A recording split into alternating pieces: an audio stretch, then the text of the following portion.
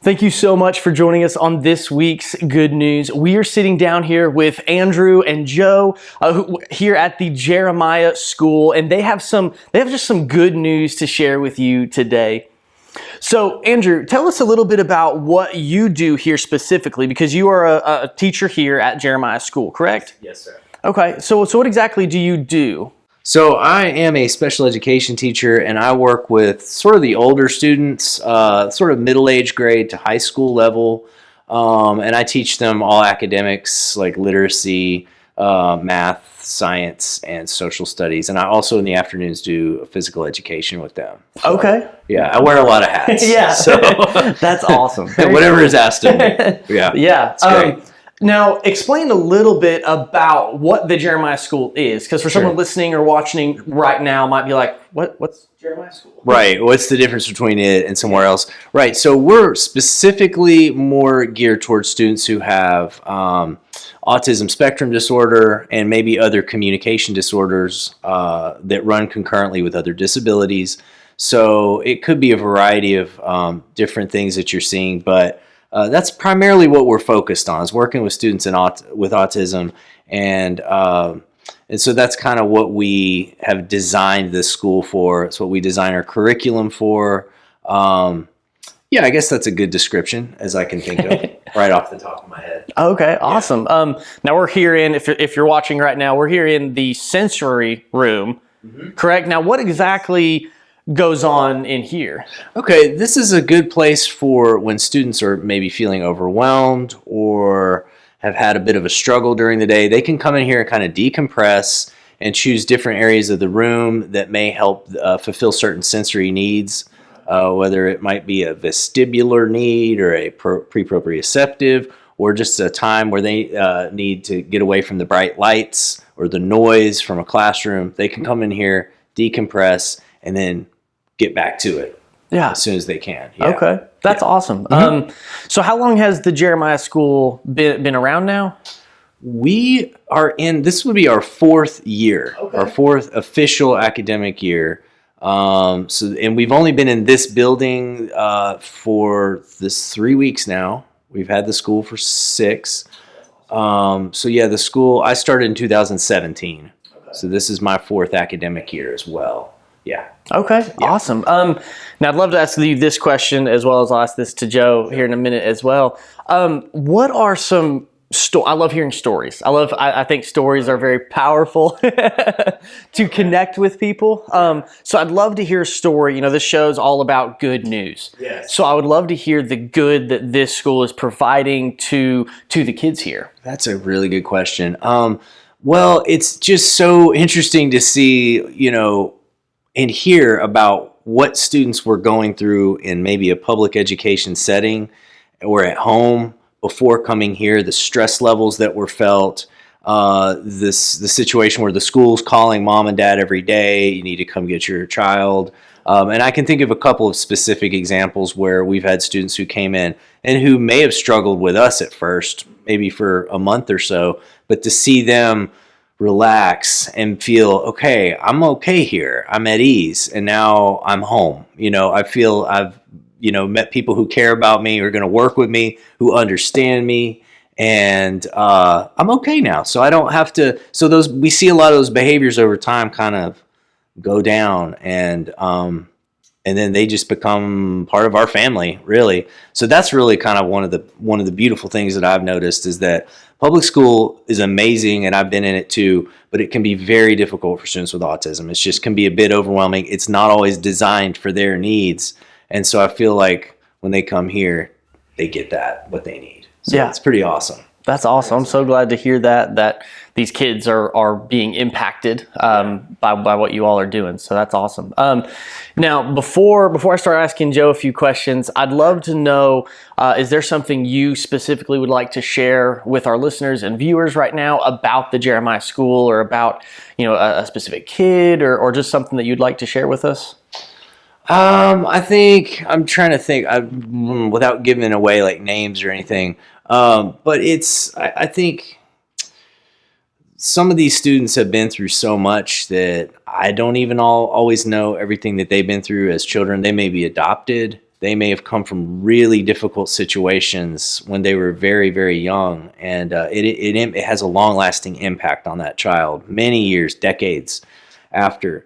And so that always moves me a little bit to try and do my best, and also just it's an honor that parents entrust us with their kids, that I always feel very honored about that. Like to me, it's a kind of a sacred duty almost to take that on. Like they're entrusting us to help and guide. And so I would just always, for anybody watching or listening, just, have compassion for people who've gone through those things with disabilities. It is people with disabilities are always, it's a struggle for them. It's really hard, and we need to be in their corner, and we need to advocate for them as much as we can. Mm-hmm. So that's what I would say. That's awesome. Well, thank you so much, Andrew. I really appreciate you sharing this and just and sharing the good news that y'all are doing here. Thank you. Awesome. Absolutely. So now we're sitting down with Jo. She is the executive director here at the Jeremiah School. So Jo, can you tell me a little bit about what you do here as the executive director? Pretty much a bit of everything, really. I only took over the role this academic year. I was the principal for 3 years prior to that. And just as I took on the role, we moved to our own property. And so now it's sort of maintenance and looking after the site and just everything to ensure the smooth running of the school. And also, obviously, we have a board. We're a board-led school. We are a charity. So dealing with all that side of it. And then fundraising is a massive part too. So that takes up a lot of time. Yeah. So I'm glad you actually mentioned that. I would love to know for our listeners right now, if they're listening to this or watching this and they say, I would love to help out with what the Jeremiah School is doing. How can they get involved, maybe partner with you financially, or if there's any volunteer roles that you need help with, how would they contact you, or what exactly do you need? Well, volunteering, we love volunteers because we love the students to meet lots of different people. But with COVID, of course, we're very restricted, so we can't really take volunteers right now. So, being a charity, we get no state or federal funding whatsoever. Our income is derived from tuition, but not all families can pay, and we give financial aid. So we have to fundraise.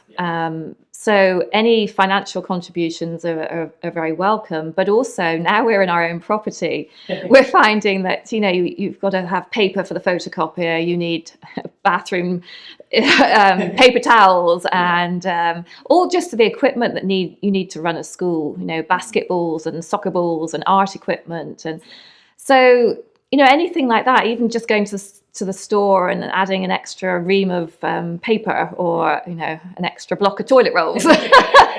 We will take anything because that all helps us with our running costs, which we need to try and keep as low as possible. Okay, awesome. Now, so let's say someone wants to partner with you. Let's say they want to pick up some sport equipment or extra toilet paper. How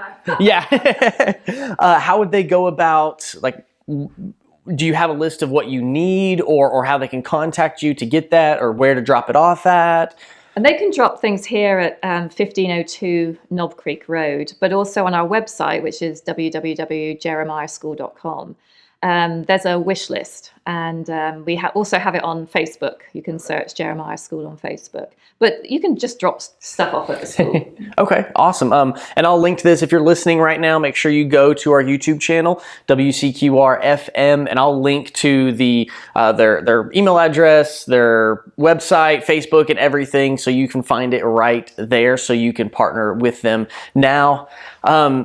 So now, I asked Andrew this question as well.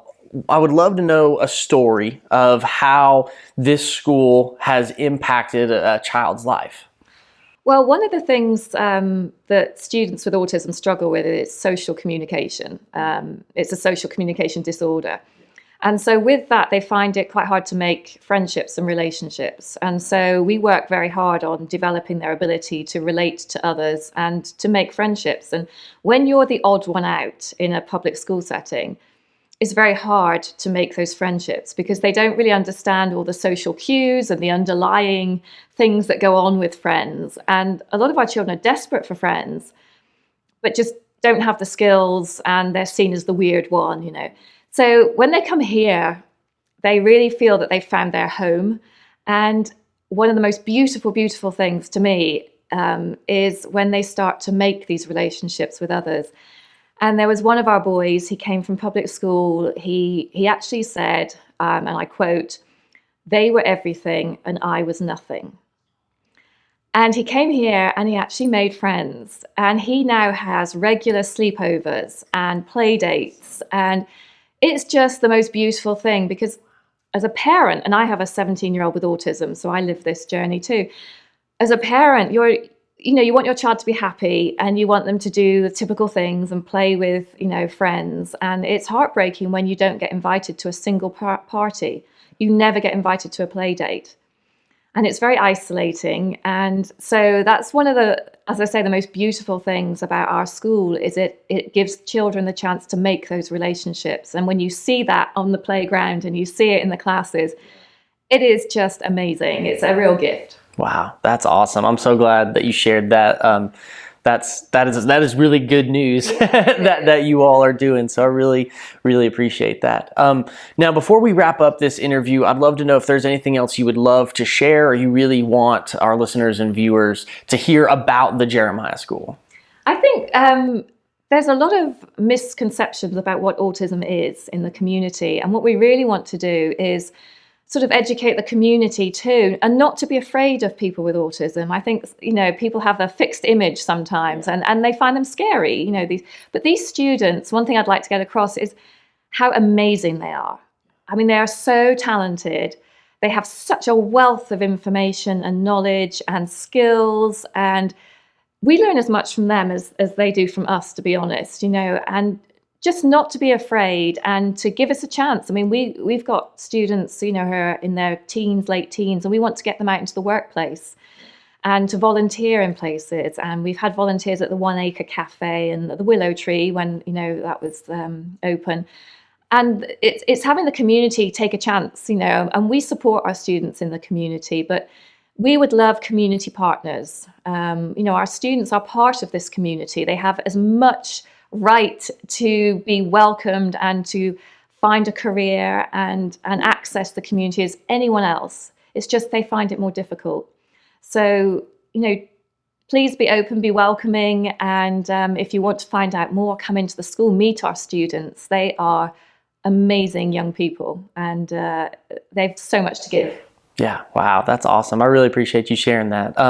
Now, if someone in the community, maybe they have a business and they want maybe to employ some or find out more, could they just email you, go to your website? How exactly do you want them to contact you? Yes, I mean, I know you're going to put up the phone number, so you can just call and ask to speak to me or send in an email.